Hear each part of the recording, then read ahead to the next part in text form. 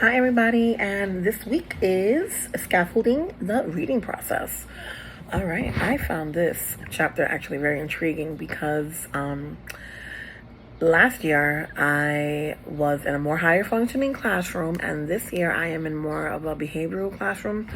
And in my job, it's more of a life skills setting that I've been given this year to kind of help with behaviors. And then we can continue to add on more academics. However, I learned through this chapter that scaffolding is a teaching method that helps students learn new skills by providing them with temporary support and guidance.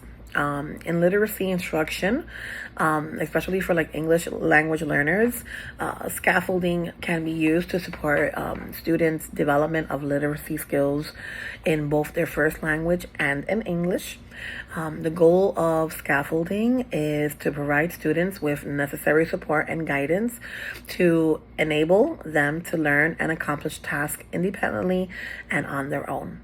In literacy instruction, ELLs, scaffolding can be used to support students' development for literacy skills in both of their languages, as I mentioned. There are several key principles that are important to keep in mind when using scaffolding in literacy instruction. Number one is to always start with what students already know. Having a good background of where they're at helps you a lot as a educator to plan your lessons better and how you are going to present material to your students, whether it's in group or individually. It's important to build on the student's existing knowledge and skills by starting with what the student may already know, as I mentioned, and this helps you to help them develop a stronger foundation for learning. Providing explicit instruction. ELLs especially, they may need explicit instructions in literacy skills, particularly if they're not familiar with conventions of the English language itself. It's important to provide clear, detailed explanations and demonstrations of these skills. They spoke about also in this chapter using visual aids. Visual aids such as pictures, diagrams, charts are extremely helpful and also beneficial to students when they're developing their literacy skills. These aids can help students in understanding and remembering new vocabulary, as well as being able to provide better context for reading and writing tasks. Providing opportunities for practice is necessary. It's important to provide students with opportunities to practice their literacy skills in both their main language or their new language, if that's the case in your classroom. This helps students to develop confidence and fluency in their reading abilities.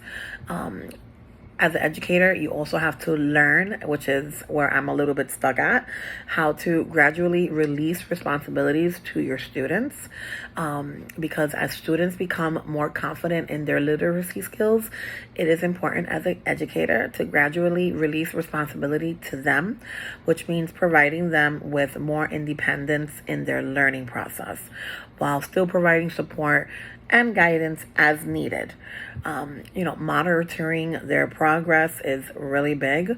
It's important to monitor your students' progress in their literacy development, because this will help you as an educator to be able to identify areas where students may need additional support or more instruction.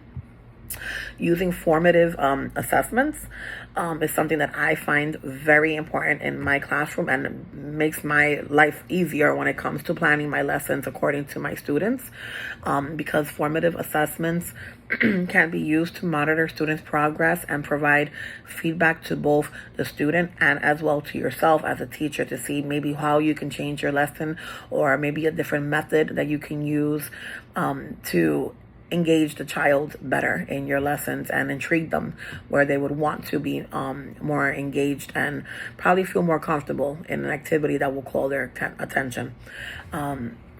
This is a way that you're able to see if you need to I would say break down the lesson more, or if you're able to continue forward. I don't believe in moving on in lessons if I have a student that's struggling. There's been times that I've had to stop and do one-on-one lessons, like during maybe recess or something, and give my student more time. And eventually I saw the flourishment of the student, because some people just learn better one-on-one. Providing feedback is important when you're using scaffolding, because you're able to provide clear, specific feedback that students understand what they're doing, as well as the areas that they need to work on, to improve on. And one of my biggest things is being patient and encouraging. Learning to read and write is completely a new language and can be challenging for anybody. Especially your young learners, you have to learn how to encourage them. With students, you have to show encouragement, because that way you're able to work with them and you're able to see their developments in their literacy skills. When using scaffolding, it's important to keep in mind several key principles, and these would include starting with what students already know, as I mentioned to you, providing explicit instruction, using visual aids, providing opportunities for practice, gradually releasing responsibility back to your students, monitoring their progress, using formative assessments, and providing feedback. I believe that by following these principles that the chapter mentions, you're able to be effective when combined with other instructional activities in your classroom, such as cooperative learning, project-based learning, and also technology integration. Overall, I would say that scaffolding is a extremely valuable tool for literacy and instruction. Like I mentioned, whether it's ELLs, or just regular classrooms, and it's a way that instructors can help to ensure that these students have the skills and knowledge they need to succeed academically.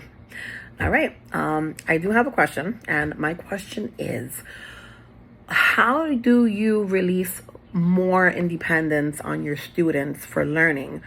If you have a student that is particularly, and I'm saying the wrong word, I apologize, clingy, and will not do any work unless you're literally right next to them. Any suggestions? Have a great week, guys.